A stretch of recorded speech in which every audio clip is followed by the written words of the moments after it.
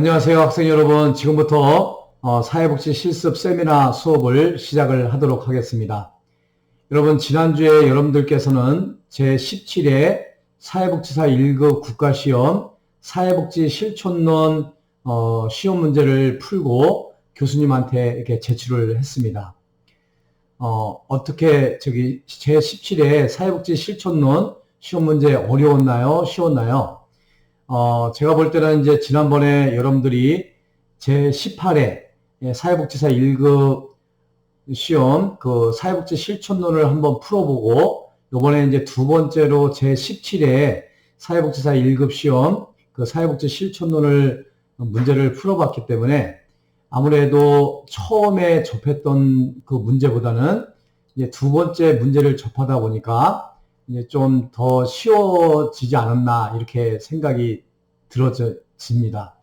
그래서 우리가 이 문제를 많이 풀어보면 많이 풀어볼수록, 그리고 또 문제에 해당되는 그 항목을 집중적으로 공부를 하다 보면 자연스럽게 1급 사회복지사 시험 준비를 철저하게 하게 되는 거니만큼, 우리가 이 사회복지 실습 세미나 수업 시간을 통해서 여러분들이 사회복지 1급 시험 대비를 철저하게 잘 할 수 있는 그런 시간이 되었으면 좋겠습니다. 자, 오늘은 여러분들 우선 첫째 교시에는 우리 사회복지 실천론의 문제 출제 유형에 대해서 한번 좀 개략적으로 살펴보고요. 또 시간이 가능하다면 여러분들하고 집중적으로 또 문제를 풀어보고요. 2교시 때는 우리가 한번 사회복지사 1급 그 제17회 문제를 한번 풀어보는 그런 시간을 갖도록 하겠습니다. 여러분들에게 지난번에 대면 수업을 하면서 제가 요 문제지를 소식지를 좀 보여드렸어요. 그렇죠? 요 소식지를 보여드리고 여러분들에게 나눠드렸는데요. 요거 한번 살펴보시면 제19회 이제 2021년도에 시행이 되는 거죠. 제19회 사회복지사 1급 국가시험은 예정일이 2021년 1월 16일 날 시험을 보는 걸로 이렇게 예정이 되어 있습니다. 그래서 약 한 3개월 정도 남은 것 같아요. 3개월. 이제 10월, 11월, 12월, 그리고 16일이니까 한 3개월 반 정도가 남아 있는 것 같네요. 그러니까 지금 뭐 빠른 것도 아니고 또 늦은 것도 아니고 적당한 시기라고 생각이 돼요. 그래서 지금부터라도 열심히 공부를 하게 되면 반드시 좋은 성적을 거둘 수 있지 않을까. 그리고 또 사회복지사 1급 자격증을 취득을 하지 않을까 이렇게 생각이 돼요. 그래서 여기에 보면은 우리 19회 사회복지사 1급 국가시험에 대한 이게 안내를 좀 하고 있거든요. 그래서 오늘 첫 교시에서는 이 내용을 좀 중심으로 해서 이야기를 좀 나누고 또 바로 한번 시험 문제를 풀어보는 그런 시간을 갖도록 하겠습니다.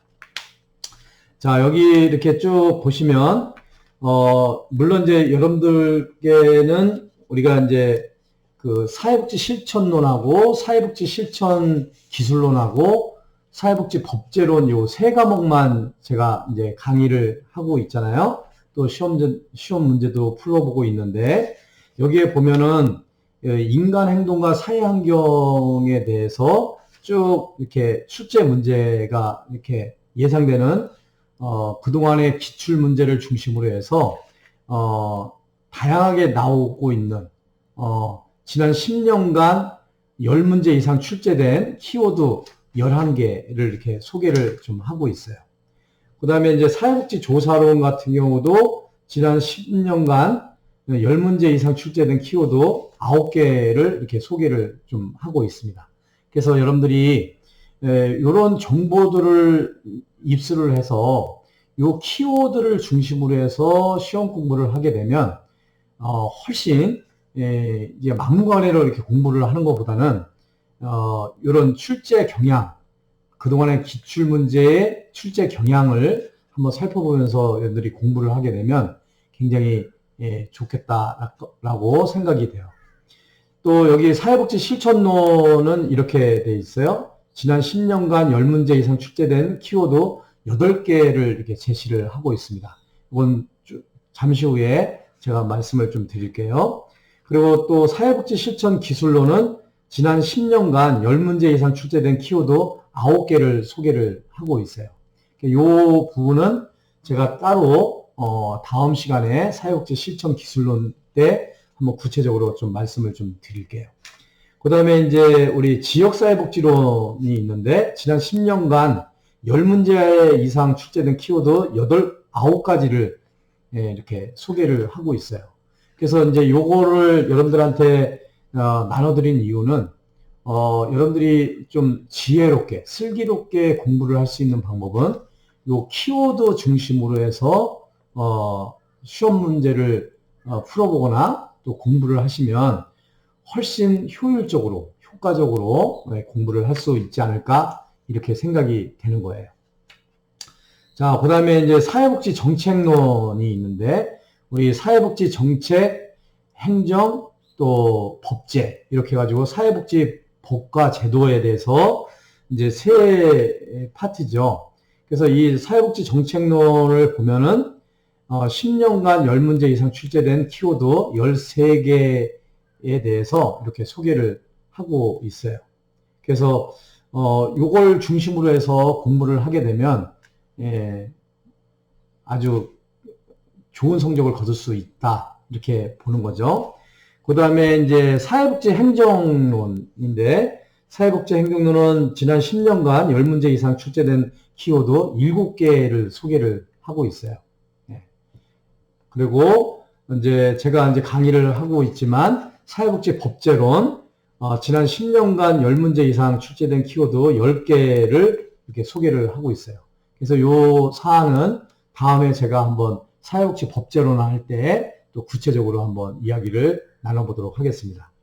그래서 이제 여기 보면은 필수 키워드 기출문장 확인하기 해가지고 인행사, 인간행동과 사회환경, 또 이 영역에서 사회복지 조사론에 대한 내용들이 좀 나오고요. 그 다음에 이제 3영역에서 사회복지 실천론, 또 사회복지 실천 기술론, 그 다음에 지역사회복지론 이렇게 해가지고 세 과목에 대해서 키워드 중심으로 해서 기출문제를 이렇게 소개하는 그런 내용들이 기술이 되어 있습니다. 그 다음에 이제 3교시에 해당되는 사회복지 정책론에 대한 내용들, 또 사회복지 행정론에 대한 내용들, 그 다음에 사회복지 법제론에 대한 내용들 이렇게 해가지고 여러분들에게 이렇게 핵심 요약되는 그런 내용들 중심으로 해서 이렇게 기술을 하고 있으니까요. 여러분들 꼭 이렇게 확인을 하시고 공부를 하시면 좋겠다라고 생각이 됩니다. 꼭 기억해 두실 것은 이제 우리 2021년 1월 16일 날 우리 국가 시험 사회복지사 1급 국가 시험이 시행이 된다. 뭐 예정이지만 거의 뭐 이때 시험을 볼 가능성이 크니까요. 일단은 이렇게 공고가 되어 있습니다. 그래서 1월 16일을 기준으로 해서 약 한 달 반, 3개월 반 정도 이렇게 남아 있으니까요. 지금부터 열심히 해서 꼭 사회복지사 1급 자격증을 이번에 꼭 취득할 수 있도록 이렇게 했으면 좋겠어요. 자, 그래서 이제 구체적으로 한번 살펴보면요. 우리 사회복지 실천론을 한번 살펴보면요. 이렇게 되어 있습니다. 이렇게 봐야 되겠죠? 이렇게. 자, 여러분들한테 이렇게 알려드렸으니까요. 요거를 중심으로 해서 한번 살펴보면요. 여러분들 요거 버리지 마시고 꼭 집에 갖고 계시면서 공부할 때마다 요거를 가지고 공부를 해주시고요. 지금 요거를 갖고 계시지 않다면 잠깐 요 화면을 멈추시고요. 요거를 좀 가지고 오시면서 요걸 보시면서 한번 같이 수업을 하셨으면 좋겠다라고 생각이 돼요. 자, 첫 번째 우리 문제가 많이 나오는 게요. 우리 사회복지 실천의 역사 부분이에요. 그 사회복지 실천의 역사 부분에서도 특히 서구의 사회복지 실천의 역사, 그 자선조직협회하고 인보관 운동이 주로 많이 출제가 되었죠. 네, 자선조직협회하고 인보관 운동은 서로 비교하면서 여러분들이 꼭 숙지를 해 두셔야 된다, 이렇게 말씀을 드렸어요. 이게 지금까지 10년 동안 12문제가 나왔어요. 그러니까 매년마다 한 문제씩 나왔다는 그런 얘기가 되겠죠. 그래서 이거 꼭 알아두시고요. 자, 두 번째는 사회복지 실천 현장의 구분에 대해서 나왔어요. 이것은 매년마다 한 문제 이상씩 꼭 나왔던 문제라고 할 수가 있겠어요. 그래서 지난 10년 동안 12문제가 나왔으니까요. 한 문제 이상 꼭 나왔다라고 할 수가 있겠어요. 그래서 이제 이번 17회 문제에서도 이 사회복지 실천 현장에 대해서도 문제가 나왔죠.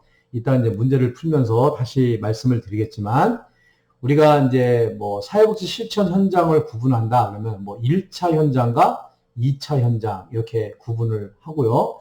뭐 직접 기관과 간접 기관 뭐 이렇게 구분을 하기도 하고요.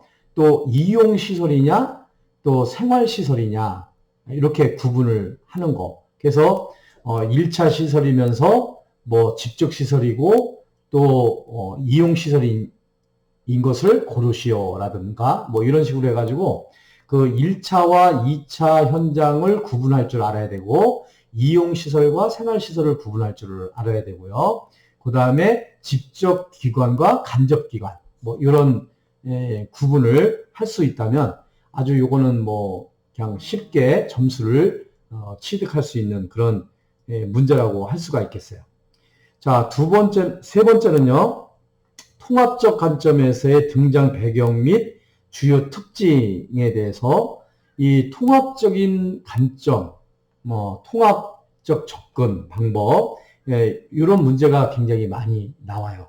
그래서 이것도 마찬가지로 지난 10년 동안 12문제가 나왔다고 그래요. 12문제. 그러니까 이거 굉장히 중요한 문제라고 이야기를 할 수가 있겠죠. 그래서 이 통합적 관점에서의 등장 배경, 그리고 그 주요 특징에 대해서 여러분들이 잘 알아두시고요. 그 다음에 이제 네 번째가 인파워먼트 모델과 강점 관점에 대한, 요즘 이제 현대 사회에서 사회복지 실천에 있어서 이 인파워먼트, 우리 한국말로 번역을 하면요, 역량 강화 모델이다 이렇게 얘기를 하죠. 인파워먼트 모델 또는 역량 강화 모델. 하고 강점 관점, 이 강점 관점하고 인파워먼트하고 이렇게 연결을 해서 여러분들이 이해를 잘 해두시면 좋을 것 같아요. 그래서 이게 11문제가 나왔습니다. 지난 10년 동안.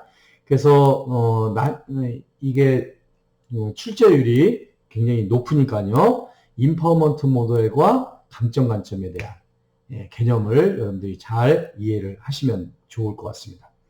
그 다음에 이제 다섯 번째는요, 우리가 사회복지사와 클라이언트 간의 이 관계, 그것을 전문적 원조 관계라고 이렇게 이야기를 하죠.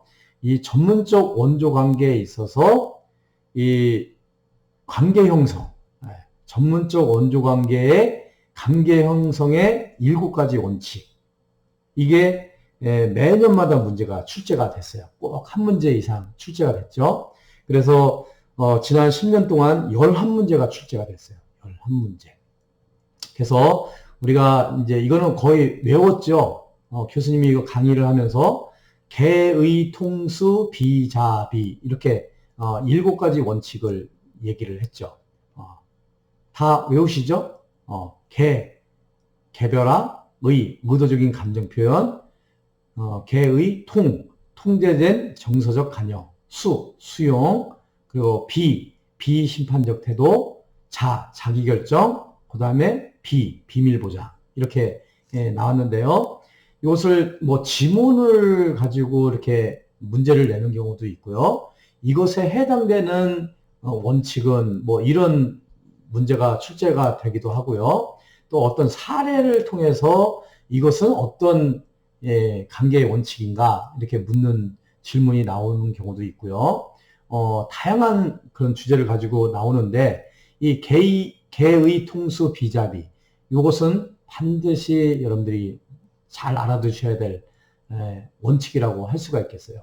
주로 이제 개별화에 대한 또 자기결정, 뭐 비밀보장, 뭐 이런 주제를 가지고 많이 출제가 되고 있더라고요. 그래서 이런 부분들을 관계 형성의 7가지 원칙에 대해서 정확하게 여러분들이 이해를 하시면 좋겠다. 이렇게 말씀을 드리겠습니다. 여섯 번째는 다양한 면접 기술 및 유의할점 이렇게 해서 면접 기술에 대해서 이렇게 많이 출제가 돼요. 그래서 이 면접 기술은 지난 10년 동안 11문제가 나왔어요. 면접 기술. 그러니까 면접을 하는 데 따른 기술. 이거 11문제 나왔거든요. 그래서 이 면접 기술에 대해서 여러분들이 잘 알아두시는 것이 필요하다. 이렇게 생각이 되고요. 그 다음에 이제 그 7번째가 접수 단계의 주요 가업이에요. 그래서 우리가 이제 사회복지 실천론에서는 사회복지 실천 과정, 이 5가지 단계가 굉장히 중요하다고 이렇게 얘기를 했죠. 첫 번째 단계가 뭐죠? 접수 및 자료 수집 단계죠. 두 번째가 사정이죠. 세 번째가 계획 수립이고, 네 번째가 개입 단계고요. 다섯 번째가 평가 및 종결 단계. 이렇게 해서 우리가 진행되는 것이 사회복지 실천 과정이다. 이렇게 이야기를 할 수가 있겠어요.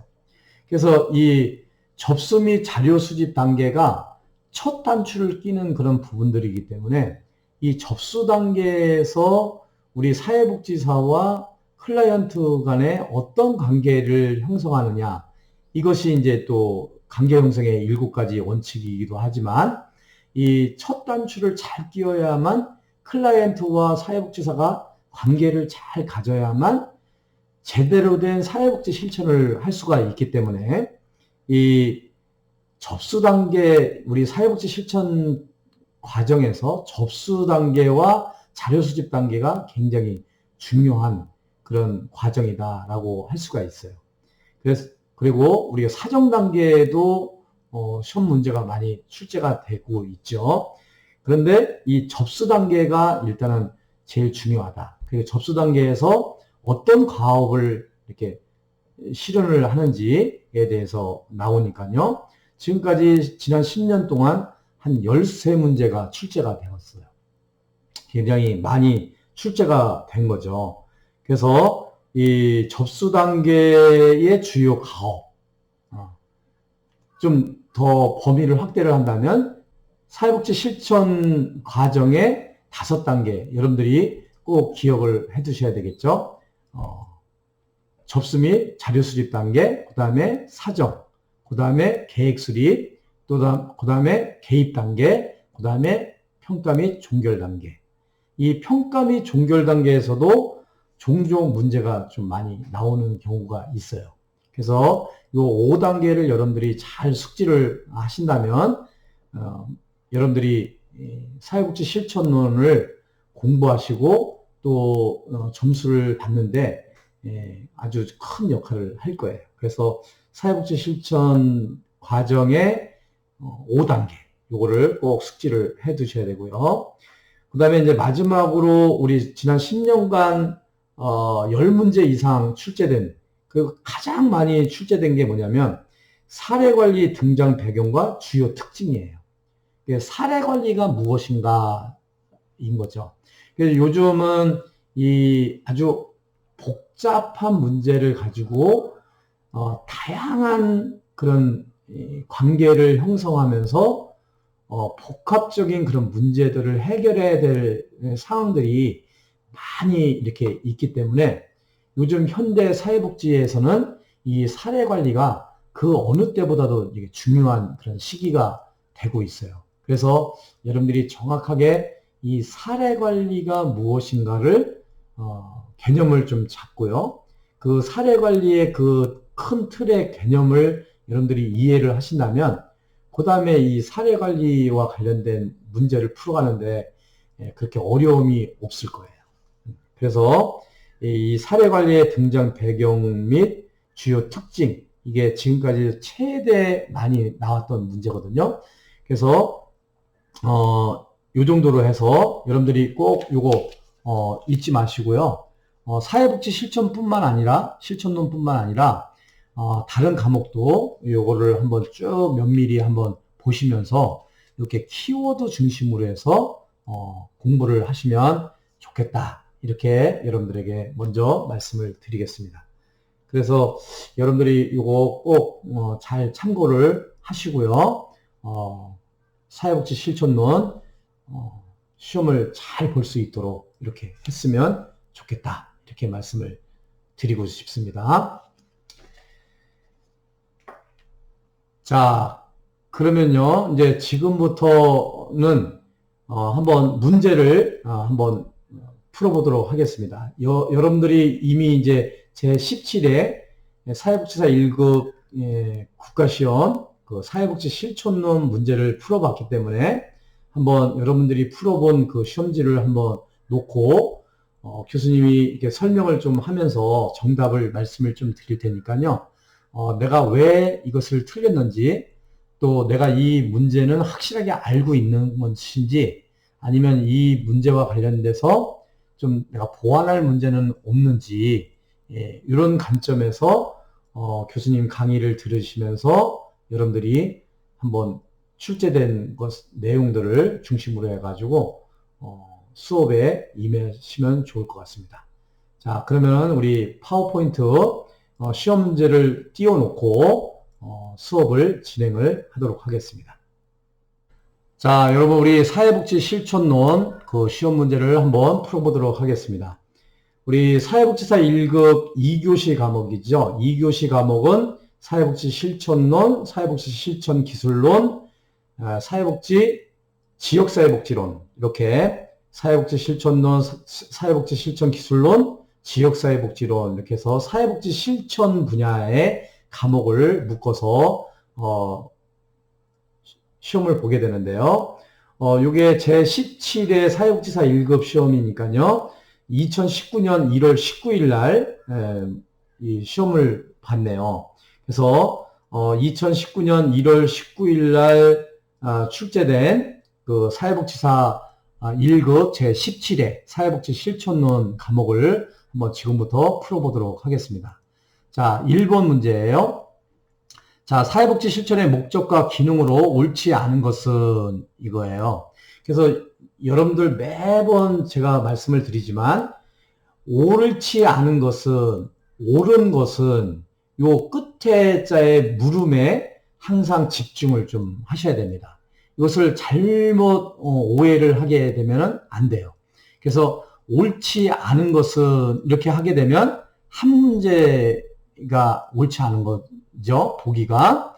그래서 이 옳지 않은 것은, 옳은 것은 이것을 분명하게 여러분들이 잘 문제를 읽을 때 딱 각인을 시켜야 돼요. 그래야 문제 풀기가 좋습니다. 자, 옳지 않은 것을 뽑는 거예요.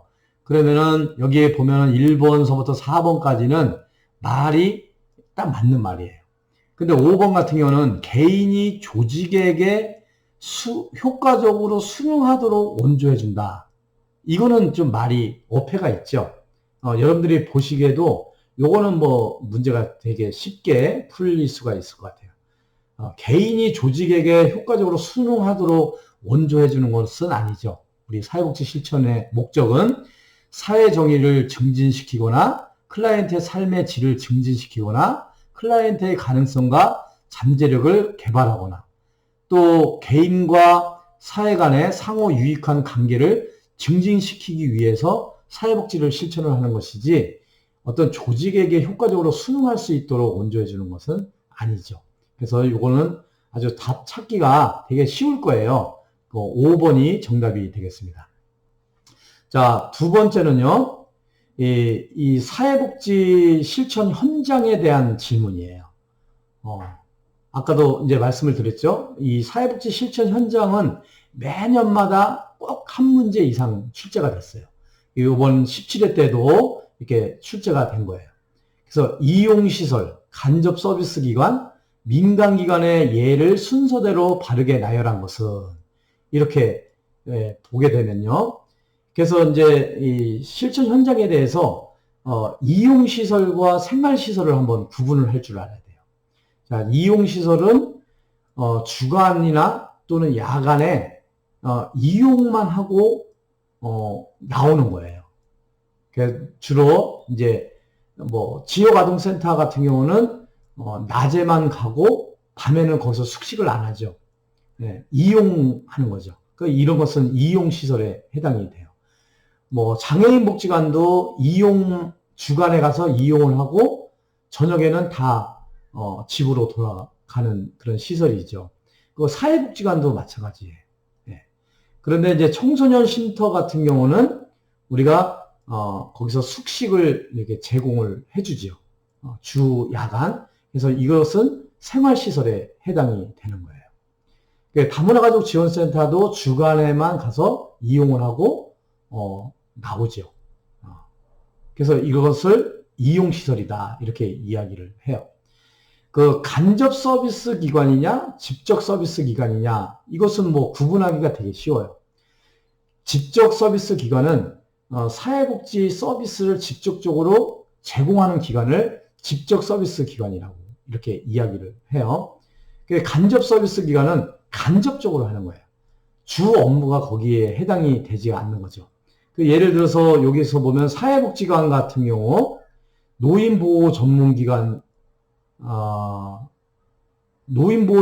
같은 경우는 직접 서비스 기관에 해당이 되는 거죠. 근데 간접 서비스 기관에 해당되는 것은 사회복지 공동모금회라든가 사회복지협의회라든가 뭐 이런 것들은 간접 서비스 기관이에요. 실제 그 업무를 하는 것이 아니라 사회복지 시설에서 사회복지 직접 서비스를 잘 제공할 수 있도록 지원해주고 후원해주는 그런 기관이라고 할 수가 있겠죠.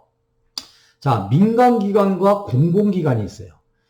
공공기관은 국가에서 운영하는 기관을 공공기관이라고 이렇게 얘기를 해요. 여기에 보기에 예를 들면 주민센터가 공공기관에 해당이 되는 거죠. 민간기관은 민간이 운영하는 거예요. 공공기관에서 운영하는 것이 아니라 민간에서 운영을 하는 것이다. 이렇게 보시면 돼요. 그래서 한국사회복지사협회 같은 경우는 우리 사회복지사의 권위를 이렇게 해주는 그런 기관이라고 할 수가 있겠죠. 그래서 여기서 이용시설은 다문화가족 지원센터가 이용시설이고요. 간접 서비스 기관으로서 사회복지 공동모금회가 간접 서비스 기관이고 또 민간기관, 한국사회복지사협회 같은 경우는 민간기관이에요. 그렇기 때문에 여기 2번 같은 경우는 답이 5번이 되겠습니다. 자, 3번을 한번 보면요. 사회복지 전문직에 관한 설명으로 옳은 것을 모두 고른 것은 사회복지 전문직. 우리 사회복지가 전문직으로 되기 전에 여러 가지 과정이 있었죠. 그러니까 지금은 우리가 사회복지 전문직, 그래서 사회복지사를 우리가 사회복지 전문직이라고 이렇게 이야기를 하죠. 그래서 옳은 것을 모두 고른 것은, 인데, 답은 4번이에요. 전문적인 이론 체계를 갖고 있다. 우리 사회복지 전문직은 전문적인 이론 체계를 가지고 있죠. 개인의 변화와 사회적 변혁에 관심을 둔다. 사회의 변화, 또 개인의 변화, 이걸 두 개를 다 관심을 가지고 있죠. 또 미시적, 거시적 개입 방법을 모두 이해해야 한다. 그 미시적인 것은 작을 미자예요. 거시적인 것은 클 거자죠. 그러니까 개인을 대상으로 하는 미시적 접근 방법과 또 집단이나 지역사회를 대상으로 하는 그 거시적 접근 방법. 이 개입 방법을 우리는 다 이해를 해야 되겠죠. 사회복지사들 같은 경우는.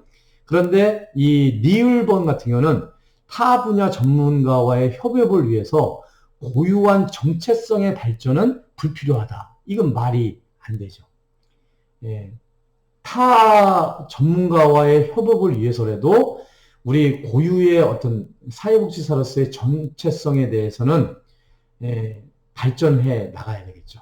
그래서 우리 사회복지사의 영역이 있고 또 의사의 영역이 있는 거죠. 그래서 뭐 정신보건 사회복지라든가 정신건강 사회복지라든가 또 뭐 의료 사회복지라든가 이런 다른 전문가들하고 협업을 하더라도 우리 사회복지의 고유의 그런 업무에 대해서는 또 정체성에 대해서는 발전해 나갈 필요가 있다라는 거죠. 그래서 이 리을본 같은 경우는 틀린 얘기예요. 그래서 기역, 니은, 디귿 이렇게 세 개가 옳은 설명이라고 할 수가 있겠습니다. 그래서 4번이 정답이 되겠습니다. 자, 그 다음은 4번 문제를 한번 살펴보도록 하겠습니다. 이 4번 문제는 그 사회복지의 가치와 윤리와 관련된 문제예요. 우리 사회복지사의 가치 갈등이나 윤리적인 딜레마에 관한 설명으로 옳지 않은 것이에요. 옳지 않은 것. 자, 요거 끝부분을 잘 읽으라 그랬죠? 설명으로 옳지 않은 것이에요. 옳지 않은 것. 그래서 1번, 2번, 3번은, 5번은 다 맞아요. 맞는 얘기인데 4번 같은 경우는 기관의 목표가 클라이언트 이익에 유예됐을 때 가치 상충으로 윤리적 딜레마가 발생할 수 있다. 이렇게 되지는 않죠. 오히려 이거는 틀린 이야기가 되겠습니다. 나머지 윤리적 기준은 지속적으로 변화된다. 요 윤리적 기준이라는 것은 시대에 따라서 좀 변화가 될 수가 있어요. 가치 갈등에 대응하는 첫 단계는 가치 갈등의 존재를 인식하는 것이다. 가치가 서로 두 개의 가치가 충돌을 했을 때 이것을 가치 갈등이라고 이렇게 얘기를 하는데 이 가치 갈등을 해결하기 위해서는 이 가치가 충돌하고 있다는 것을 우리가 인식을 해야 되는 것이다. 그런 거죠. 그 다음에 윤리적인 결정에 따른 결과의 모호성으로 윤리적 딜레마가 발생할 수 있다. 이건 맞는 말씀이에요. 그러니까 윤리적 결정을 위해서 누렌버그와 돌고프의 일반 결정 모델을 활용할 수 있다. 요거 또 지난 18회 때 문제가 한번 나왔죠. 누렌버그와 돌고프의 그 일반 결정 모델. 이 모델 그 단계별로 우리가 이 윤리적인 결정을 해야 된다. 뭐 이렇게 나온 적이 있죠. 그래서 여기 4번의 정답은 4번이 되겠습니다. 그 다음에 이제 5번 문제 같은 경우도요, 사회복지사의 윤리에 관한 설명으로 옳은 것을 모두 고른 것은, 옳은 것을 모두 고른 것은 이거예요. 옳은 것을 모두 고른 것은, 옳은 거. 한번 읽어볼까요? 자, 기업, 사회복지사는 원조 과정에서 자신의 이익을 위해 행동해서는 안 된다. 이거 맞죠? 맞는 말씀이에요. 그 다음에 노엔버그와 돌고프의 윤리 원칙 증거틀은 생명보호를 최우선으로 한다. 그렇죠. 이 말이 맞는 거죠. 노엔버그와 돌고프의 윤리 원칙 증거틀은 최우선이 생명보호예요. 그 다음에 디귿, 윤리강령은 윤리적 갈등이 생겼을 때 법적 제재의 근거를 제공한다. 이거는 틀린 얘기예요. 그러니까 윤리강령은 법적 제재의 근거가 아니에요. 그냥 그야말로 권고사안에 불과한 내용이라고 할 수가 있어요. 그렇지만 우리가 우리 사회복지 실천에 있어서 사회복지사들은 이 윤리강령을 준수해야 될 의무는 있죠. 자, 리을번에는 사회복지사는 국가 자격이므로 사회복지사 윤리강령은 국가가 채택한다. 이렇게 되어 있는데 이거 국가가 채택하는 것이 아니라 우리 사회복지사, 한국사회복지사협회에서 채택을 하고 그 사회복지사들은 이 한국사회복지사협회에 가입한 그 사회복지사들은 이 사회복지사 윤리강령을 준수할 의무를 가지고 있는 거죠. 그래서 여기 정답은요. 기역, 니은이 해당이 되죠. 그래서 1번이 정답이 되겠습니다. 1번이 정답이고요. 자, 6번째 문제입니다. 사회복지사의 역할에 관한 설명으로 옳지 않은 것은, 이 사회복지사 역할이 종종 문제가 나와요. 이게 이제 우리 사회복지 실천 현장과 사회복지사의 역할, 이 챕터에서 이제 배우는 건데요. 우리 여러 가지 우리 사회복지사들의 역할이 있죠. 옹호자, 계획자, 연구자, 교육자, 중개자, 중재자, 이렇게 역할이 있어요. 그래서 통상 여기서도 정답은 이 중개자거든요. 중개자하고 중재자하고 헷갈리는 부분이 있기 때문에 이런 비슷한 문제가 나오는 경우가 많이 있습니다. 자, 옹호자는 잘 알겠죠. 클라이언트의 권익을 변호해 주는 거예요. 계획자는 변화 과정을 기획하는 거, 연구자는 개입 효과를 평가하죠. 교육자는 지식과 기술을 전수를 해요. 그러니까 중개자는 이게 중개자에 해당되는 게 아니라 조직이나 집단의 갈등을 해결해 주는 것은 중재자예요. 중재자. 중재자는 갈등을 해결하고 중개자는 이 사람과 사람을 연결해 주거나 사람과 기관을 연결해 주는 거예요. 그래서 우리가 부동산 중개사, 공인 중개사 이렇게 얘기를 하잖아요. 이것을 연상을 하시면 될 것 같아요. 그래서 중개자는 클라이언트를 연결해 주고 의뢰해 주는 거. 이것을 우리가 중개자의 역할이에요. 그래서 여기 보기에 나오는 것은 중재자의 역할이다. 그래서 여기 틀린 것은, 옳지 않은 것은 5번이 되겠습니다. 자, 7번 같은 경우는요, 문화적 다양성과 사회복지 실천에 관한 설명으로 옳은 것은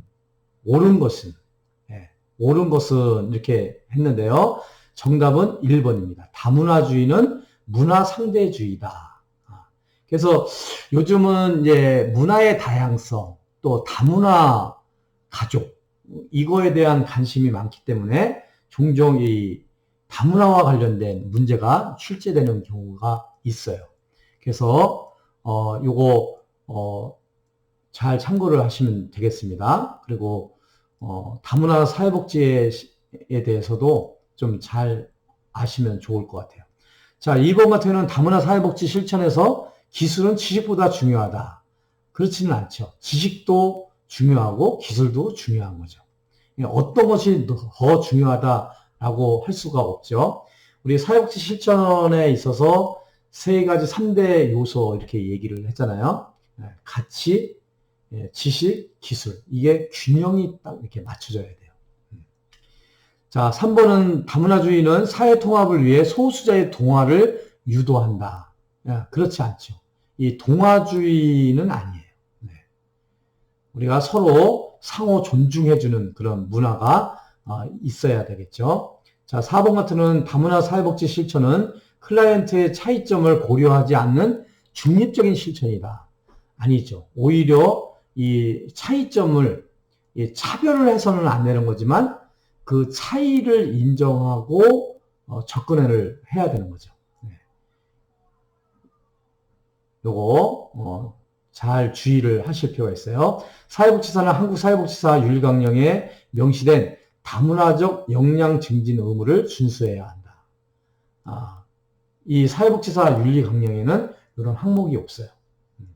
그래서 여기 답은 1번이 되겠습니다. 자, 여러분 여기까지만 하고요. 잠시 여러분들 좀 휴식을 좀 취하신 다음에 이어서 우리 사회복지 실천론 문제풀이를 계속 이어가도록 하겠습니다. 여러분 잠시 휴식한 다음에 다음 시간에 뵙도록 하겠습니다. 자, 감사합니다.